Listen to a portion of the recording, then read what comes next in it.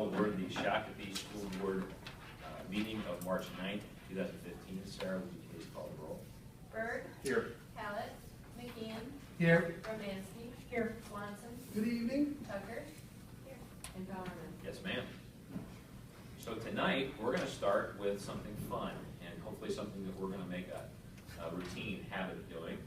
If you look at the agenda, we're calling it We Are Shakopee Schools, and it's all about good news. And I think one of the things that we can do more of is to shout and shout some praise of the things that are going on in our schools that are really good. So if you'll bear with me in my voice, I'm going to read some things that we're pretty excited about so these people can be recognized. And as I say, we'll probably make a habit of doing this sort of thing. First and foremost, hitting the trifecta, the Shakopee Public Schools is a recipient of the 2015 School Finance Award from the Minnesota Department of Education. So congratulations to Mike Berlager and his team for their accomplishment 3 years in a row.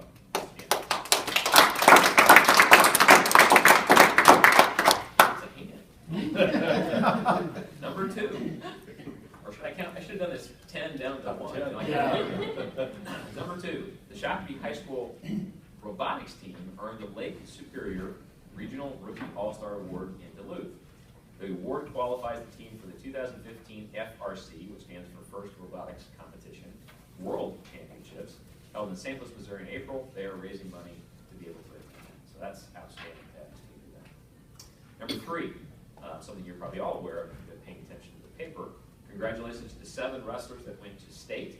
Brent Jones, Owen Webster, Alex Crow, Sam Webster, Tyson Leon, Alex Coleman, and Emmett Wagner. And we all know that Brent Jones finished as state champion for the 2nd time. Outstanding. Congratulations to all of those folks. Number 4, 2 weekends ago, the junior high students put on a spectacular musical, Guys and Dolls Junior. We had about 80 students from both junior highs who participated in the production, and it was extremely well attended. And I think we're going to hear a little bit about it perhaps later. Number 5, congratulations also to 2 of our divers who made state, Eric Conniff and Josh Tice. So congratulations to them. Number 6, Jonathan Olkers. Hopefully, Jonathan, if you're watching this, I pronounced that right. An 8th grader at the West Junior High has qualified for the state Geography B in St. Cloud later this month. Spell well. Number 7, I lost count. Boys basketball going to head to state. We're excited about that. They will play on Wednesday at noon at the Target Center. The boys also won the Minnesota Basketball Coaches Association Team Academic Section Championship. So congratulations to them. And our girls basketball team is going to play in the section finals Wednesday night at 7 p.m. at Apple Valley. So go girls. And finally, recently 11 students from the Pearson 6th Grade Center, East Junior High, and West Junior High participated in the South Central Region Minnesota Band Directors Association Middle Level Honor Band. The students rehearsed with well-known conductors, and the day ended with a performance. So congratulations to those artistic students. So great stuff happening in Shakopee schools on a lot of different fronts, and we have a lot to be proud of, and a lot of our participants to be proud of that. So congratulations to all of them. All right, this time we will get back to the agenda, and we will recognize anyone here tonight who wishes to speak to the board. Come forward and tell us your name, sign in. Seeing no one, we will take this opportunity to do another recognition. And we do have someone who we're going to ask to come forward. Paulette, if you would. I have more great news about good things that happen. Please. You just do that on your list. Please. Thank you for the opportunity to be here tonight. And I am here to present you with a resolution of appreciation honoring our volunteers. National Volunteer Week is April 12th to the 18th this year, so we're busy making preparations for that. And I'm hoping that you'll support this resolution. We can include as part of those celebrations, as is mentioned in the board packet, the resolution will be blown into a poster size and displayed in our schools and used in a variety of other ways that we can promote your appreciation of volunteers for the things they do. I think most of you are probably aware that we have in the area of about 1,800 volunteers. That's kind of a growing number, and that's an unduplicated number. So people are volunteering in one school or 2 schools, and they're only on that list one time. So that's an awesome number of people helping in our schools, and every day I hear stories about the cool things that they're doing with kids and how they're helping them create academic success for all of our students, and just any number of other programs that volunteers are involved with. So Unless you have any questions, I'll pass this around for everyone to sign. Any questions for Paulette? Well, you often have a number of hours that they volunteer as well, do you have that? Our annual report from last year, and those statistics are gathered in June. We had right around 2,800 volunteer hours. Now, those are documented hours. And we all know. We'll probably double that. Yeah, oh, at least, because that doesn't include much of what parent-teacher organizations do, running the booster clubs. We just don't have a way to tally those hours, so we know they're beyond those documented hours. This year, we're really excited about our new volunteer management system that we implemented in September, allowing us to track volunteers better than we have in the past, so I'm hoping that those hours will grow this year. It's also allowed us to track background check forms better than we have in the past. It's all done online, so we kind of have a better handle on that. So all of us who have site coordinators are all very excited about that system, and the sign-in system that we're using in the building. That's fantastic. I've asked Scott if he would actually read this into the record, because I think it's important that the folks hear exactly what it is we are recommending. All right, I will try to do this without my cheaters. Resolution of appreciation honoring school district volunteers. Whereas each year more than 1,800 volunteers give unselfishly of their time and talents in support of education in Shakopee schools. And whereas volunteers play an essential role in supporting and enhancing education and helping the Shakopee Public Schools reach our goals of academic success for all learners. And whereas volunteers provide learning opportunities for students and assistance for teachers beyond what traditional resources of the school district can offer. And whereas volunteers assist in classrooms, on athletic fields, and behind the scenes. They work with students to reinforce basic skills, share their career and expertise as speakers and mentors, chaperone field trips, raise extraordinary funds in support of programs, and complete marathons of clerical work. And volunteers help the district establish a standard of quality and direction for the future through service on building leadership teams, parent-teacher organizations, advisory councils, and special task forces.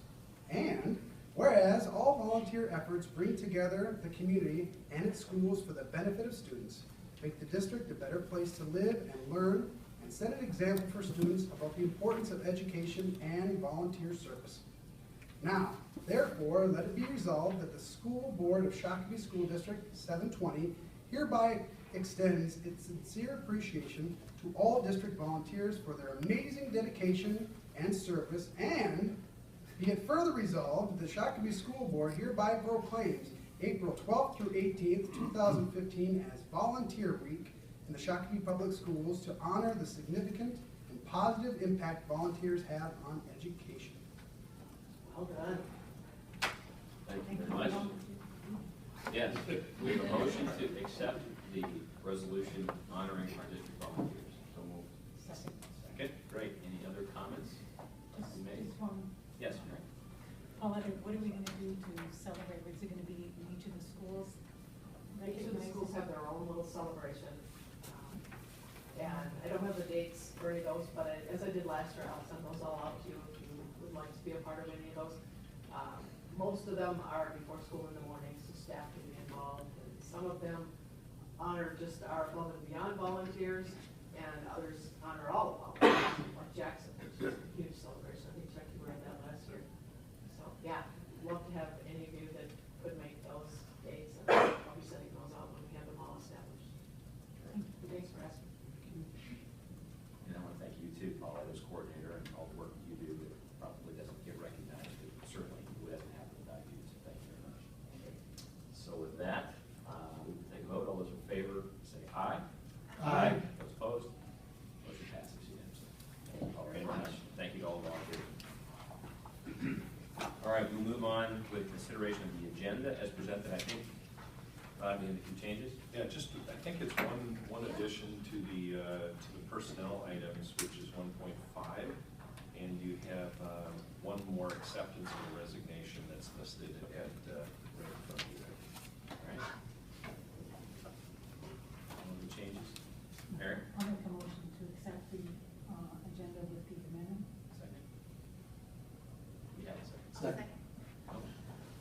favor of accepting the agenda with the addition as noted, please signify by saying aye. Aye. Those opposed, motion passes. We have an agenda, we'll move on to consent, and before we do that, I think, Mary, you would like to pull a couple items? Remove 5.1.1, 5.1.1 which is will remove. acceptance of retirement. Okay. Can we move that down to, where would we put that? Probably new business action under 9.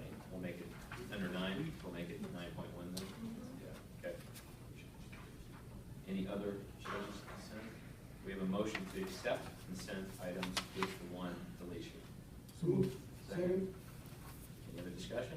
I do have one thing, Yes. and I didn't feel that we needed to pull it. It's the YMCA contract 5.6. I looked through that, and it might just be a matter of timing, but were we not talking about having some wraparound services also for the all-day 4-year-old program? Do we want to have Bob up here to answer that? Bob's here. Yeah, sure. Bob, would you mind coming up for the question? We'll repeat the question. On the YMCA contract, there was no accommodation for the all-day 4-year-old program. Is that because we haven't actually initiated that program yet? That's correct. Okay, so otherwise. This is contracted for school age care for grades K through 5.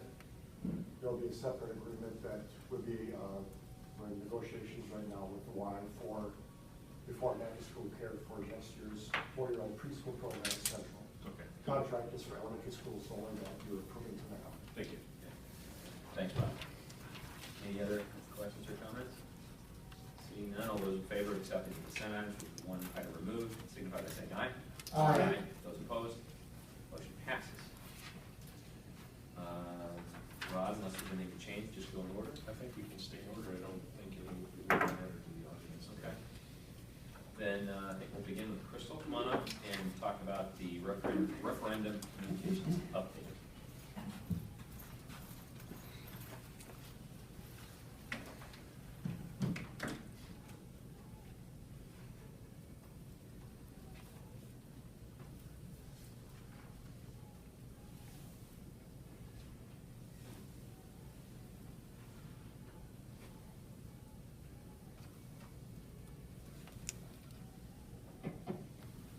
Okay. What I wanted to do tonight is give you guys an update on what the progress so far in the communications plan for the referendum, and then kind of a look ahead at what you can expect for the rest of this month. So what I wanted to start with is the website. The website has been regularly updated as we are producing more materials, so we're trying to make it as user-friendly as possible so that people can quickly find the information that they want. But it's also the place where all the information is stored. So we really use that as a tool for having all the information accessible to the public. Last week we did an email blast to our parents, our email subscribers, and then our education forward teams about the launch of the website. I've also been communicating with staff on the different chunks of the website through the weekender, which is the weekly letter I send out to staff. So also we've been going around and doing some staff presentations. Rod did the PowerPoint presentation, the referendum one at a teacher in service day. So this has been a little more question and answer sort of session so that staff were in a smaller environment and able to ask the questions that they want answered. And so we've been to Sweeney, the high school, Sun Path, Pearson East, and we'll continue the rest of the buildings in the coming weeks. We also did last week some site team training, and this is kind of the philosophy we're going with for this referendum, is to use our buildings to be the main communicators. We know that parents have a vested interest in the referendum, so we want to make sure that they have easy access to all the information, and we feel like doing that through our buildings is the best way to go about that. So we train site teams. Site teams have a few staff members, the principal, the AP, and a few parents on them, and they came up with communication plans for, they know their buildings the best and how to communicate with them, so they came up with a communication plan that fit their building and their parents. So that was last week. We also, Rod did a presentation to the Chamber of Commerce that included referendum information, but also the state of the district. We also have set some dates for public information sessions. So it's Tuesday, March 24th at 6, and then Tuesday, April 7th at 7:30 a.m.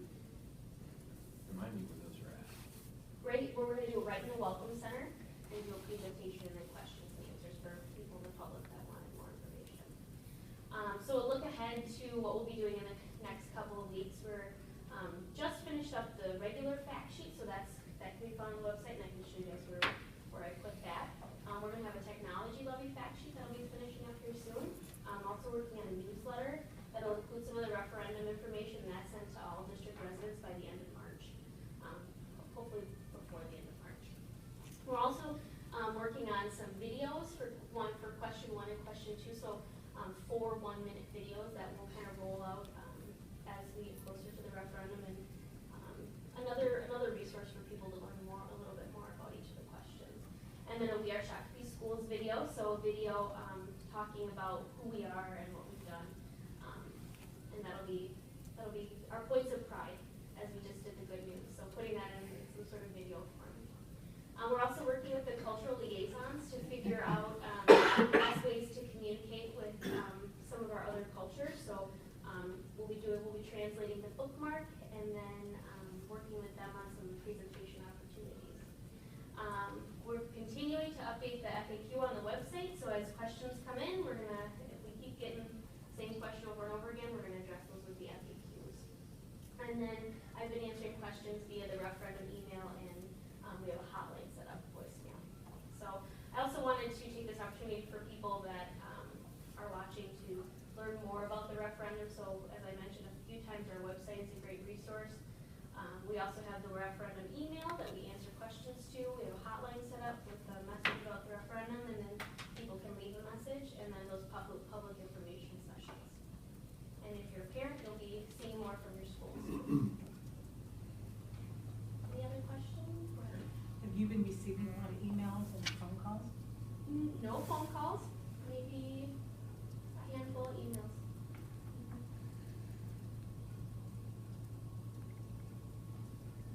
No, I think I told you this, but I went to the website last week, I emailed you, and I was very impressed with the volume of information that's already there, the ease of finding it, navigating, et cetera.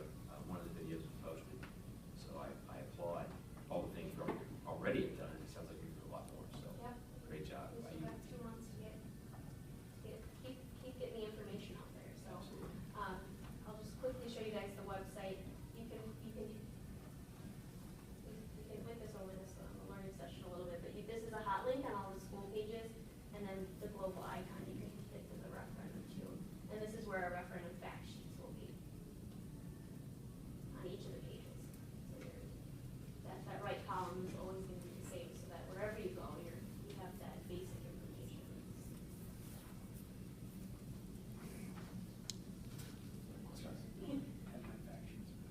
Yeah, fact sheets, yes. Any other questions? Great. Thank you, Great guys. work. Thank you, Crystal, keep it up. Appreciate it. All right, we'll continue with item 6.2, which is an update on the DNR policy. And Dr. Beasley. Sure. As you're well aware, we've had a request, a family to review our policy 518, the DNR, the do not resuscitate or attempt to resuscitate policy. Our policy hadn't been reviewed in a while. It was a standard MSBA policy. It was very restrictive.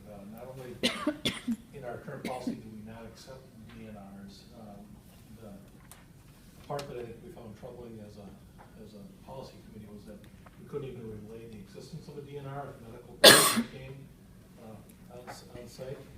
And so we convened our policy committee, and we looked at some sample policies. We had our attorney draft up a sample policy. And the one we drafted up made some movement, allowed us, in that policy, we still weren't going to accept the DNR, but we were going to allow for the conveyance of the DNR and allow for a little more ease in following what you call a personal health care plan on what life-saving measures would be appropriate for a child. We brought that to a study session this last month. There were still some questions. The family that had raised the concerns were here. We had some staff that came as well, our nurses. And a couple other policies were mentioned, some model policies in Minneapolis, Bloomington, and Edina also accept DNRs. There's a few school districts around the state that do.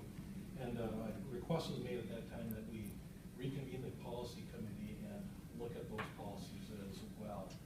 since the last study session, last week, Julie Mender and myself met with the nurses and Scott Hare and talked to them about their concerns and what they would like to see. And they conveyed their thoughts to us. And just actually earlier today, we had the policy committee in and we looked at, again, Minneapolis, Bloomington, and Medina's policies and talked about those and what are some of the things that we liked about that policy, and what are some things that concerned us. We actually called our district attorney. So I think we have some direction that we'd like to explore the Minneapolis in particular policy as possibly a model that we might want to expand on a little more. So we're going to have some more conversation with them. We're pulling more board members this next week, probably shoot some information out. And our plan would be to get a policy that we all would support and bring back and shoot for a first reading on April 13th and things go well, a final reading on May 11th. So we feel like we're taking our time to get it right. We're listening to people, and we thought we had a good draft of where we wanted to be last time, but we also heard some concerns and some questions that people had, so we want to revisit it and again take our time to make sure it's something that we support. A real emotional issue for our staff, for the families, for everyone involved. So again, we want to do due diligence and make sure we get things done the right way. Comments, questions for John? Difficult topic, and I know I would think if the family had missed last meeting, I would think of the family. I know I appreciate the sensitivity which we're approaching this, so thank you. All right, moving on to item 7.1, Ron's going to talk to us about the draft calendars for the next 2 years. We've kind of had the practice of doing the first reading, and we did that at the last public board meeting. The copy that we have, and you have it on board book as well, is a draft for 2015-16, and then again for 16-17. And the reason we're going for the 2-year look ahead is because the second year does take into account that we could have the earlier start date, which then obviously impacts the family vacations, the various people making vacation plans and that kind of thing. So we've given this to the teachers union. They're supportive. We've had our cabinet look at it. They're supportive. At the first reading, I asked if any of the community saw anything they wanted us to kind of take into account, and we didn't get any feedback other than this makes sense. So I guess I would ask for approval of a 2-year calendar, the 15-16 school year, and for the 16-17 school year calendar. I can make that motion. Is there a second? Second. Thank you. Any questions or discussion on this topic? We believe we've given the community enough opportunity to comment on really the second year, which is I would call it more the bigger departure from starting so much earlier. But we've had no comments, no concerns. It doesn't mean it won't come after the fact, but so we consciously tried to allow for that. Yes. One obvious question: if the referendum were to not pass, would we revisit the 16-17 year? You're primarily doing this for that, or? Well, you'd certainly have the option. The other option you'd have is that we do on an annual basis do usually $1 million or more, probably for roofs and We could. things. We need the state burden. Yeah. So you might, as a board, because you're approving it tonight, you might just say, you know what, we're going to put the stake in the ground because People can plan that way. plan. Then they can plan. You're right. Okay. Other comments? Okay, hearing none, we will take action on this. All those in favor of accepting the calendars as proposed for 15-16 and 16-17 signify by saying aye. Aye. Those opposed, motion passes. Moving on to item 7.2, I wasn't sure if Mike was going to come up and address it. Mike, come on up.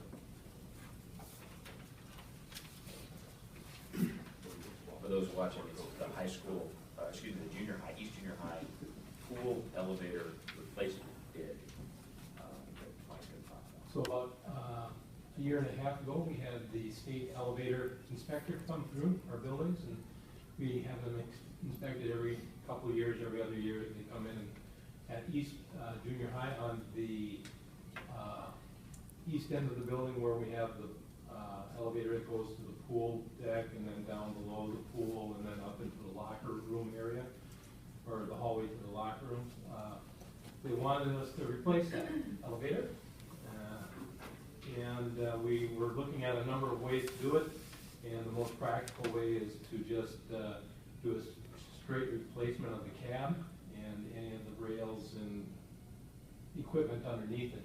And so this was bid by Wold for us, and it came in at about budget. We were thinking 150, it came in at 171, 900, so it's a little higher than we anticipated, but this was as part of the capital budget when we looked at last board meeting. This was in there, and we were going to take that balance down a little bit. We have about $2 million as we think about it in that capital project special. You know, if something breaks, how are we going to replace it? And this would be one of those things that are broke that need to be replaced.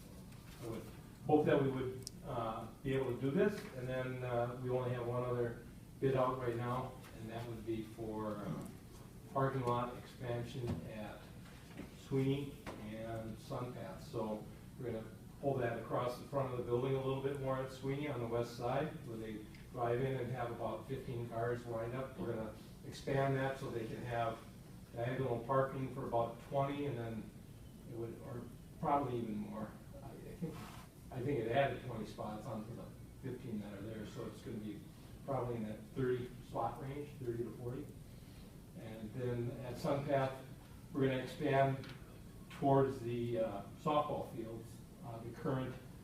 The current lower parking will just expand that out towards the softball field and gain another 20 spots there. Sweeney and Sunpath are our two lowest elementary parking spots. Everybody else has somewhere in the 120 range. So that one will be coming to the board on April 9th. And that would be part of the kindergarten expansion. We had that in, but we were going to try and get it in, but the prices came back too high. We're going to do it as a change order.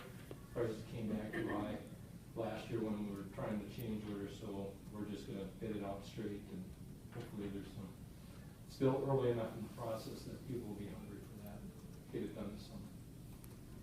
But we do need approval on this. The lead time on a elevator cab is fairly extensive, fairly long, so we need to approve. Exactly. Any questions or comments for Mike? How about a motion to Chuck? Motion to approve. Motion. You have a second? Second. Thank you, Angela.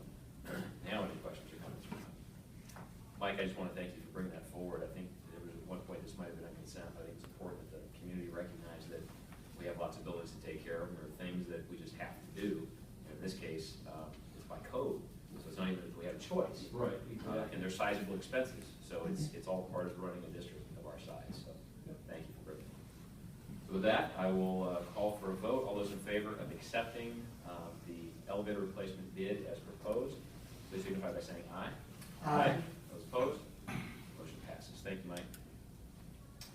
We'll move on to item 7.3, which is the resolution appointing our election judges. And I'm not sure again who's going to. I don't pretend to know all the details on election judges, but I know I work with someone Let's who defer to does. someone who does. That's right. Miss Sarah. Well, thank you. Yeah. You have the resolution in your packet. Yep. And it's a resolution appointing election judges for the May 5th, 2015 special election. As we've mentioned before, and I'll just mention it one more time, the city of Shakopee has arranged for the polling locations that are the Shakopee precincts. And the city of Savage has arranged for our two polling locations in the city of Savage, and working with the city clerk at Prior Lake. Jackson Township also is the combined polling place for Jackson, Louisville, and Sand Creek townships, and we're working with the township there to get that polling location set up. You have before you the resolution of appointing all the election judges for the 18 polling locations, which fits into the election timelines. Do we have a motion to accept the resolution appointing election judges?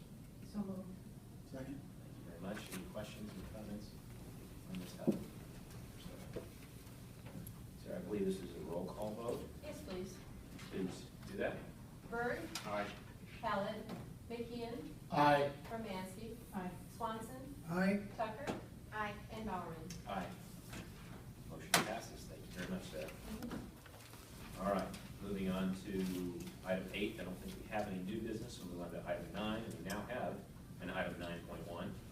We'll go back to item 5.1, or what was formerly 5.1.1, acceptance of retirements. And I think that Mary would like to address it. First, I'll make a motion to approve the acceptance of the retirement. Very good, motion. Second. Thank you. Mary? And the comments I wanted to make is, there would be a lot of history here, including one teacher, Marsh, who went to school in Shakopee and taught her entire career at Shakopee. We have a person who lives up to the expectations I want as far as teaching people how to sew on a button and to boil water. We have a teacher who stood out in math in teaching that women actually do know math and has been an exemplary teacher. She's been in Shakopee. Mary Olson, who has been teaching phys ed longer than I can remember. There's some really great teachers, and I think we're proud to have them as teachers in this district and wish them well in their future. Very nice, nicely said. Thank you, Mary. Any other comment? With that, we will move to accept the retirements and to thank them sincerely for their service. All those in favor, signify by saying aye. Aye. Those opposed, motion passes. Thank you. And thank you again for taking. We are almost concluded. Any other items, Ron? Do we have, do you want to say anything on Dr. Giesick, any reports for the? No reports, just maybe the reminder that we are moving forward with the newly formed Alumni Association, and so that's achieving the nonprofit status, and the community can expect in upcoming weeks to have more information on kind of what their goals are and what their purpose is, and trying to really connect all of the graduates and the friends of the community and community members together. So looking forward to that. Great. And folks we'll find ways to communicate all that information. That's right. That's right. John, anything from you? You know, we're just seeing we're doing staffing right now, we're seeing some of the increased requests from some of the kids that, the new courses that have been approved, and especially the junior high level, there's a lot of excitement about the courses, so I just want to mention that we're getting our first glance at that right now. So. It's exciting stuff coming. Anything else from anyone? Committee reports or other comments? We'll just go around the horn. Angela? You already mentioned the basketball, that's what I was going to mention, so good luck, guys and girls. Absolutely. Mary? On the 4th of March, I went to the Capitol and testified to the Education Committee of the Senate on behalf of the Southwest Metro College to become an intermediate. It was approved unanimously by the committee and sent to the Finance Committee and everything. So probably if it's approved, they will be attached to the Education Omnibus bill that will be put before the legislature, I believe, in the next 2 weeks. Chuck? I got the pleasure of introducing Rod at the chamber lunch breakfast when he presented on the state of school district and the referendum. And it was really heartwarming to see the business community really kind of embrace the concept of the academy and just real promising. Nice. So the roast didn't happen. That's next time. Right. Matt? I just want to echo the goodwill for the sports teams competing. Go Sabres. Who's got it? I want to call out, the Guys and Dolls production. That was the weekend of the 28th. That was fantastic at Junior High West, which is East and West. Tons of kids. They did a fantastic job. I was really proud of them. And also a shout out to all of those that volunteered through Community Ed for the 10th annual Daddy-Daughter Dance. I know Bob Greeley and his team, Dee Dee and Paulette and everybody, they put together a fantastic event. Had the good fortune to attend 10 out of 10. It was my last one with my daughter. So it was kind of a big deal for us, so we went out with a bang. I would say it was fantastic. It'll be awkward next year when you go without your daughter. You may be right. On that note. And the meeting went off the rails.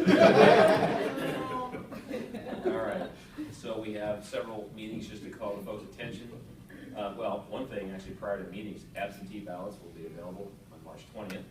amazing to think you can already take action on the referendum, so vote early if you so choose. Not early enough. I know what you were thinking. March 23rd is the Alumni Association organizational meeting. March 24th is the referendum welcome, or information session in the Welcome Center.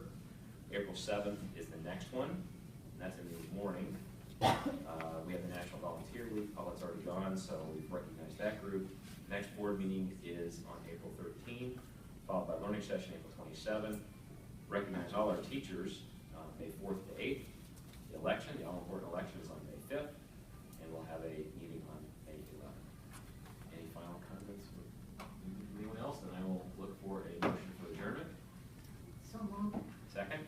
Second. All those in favor, signify by saying aye. Aye.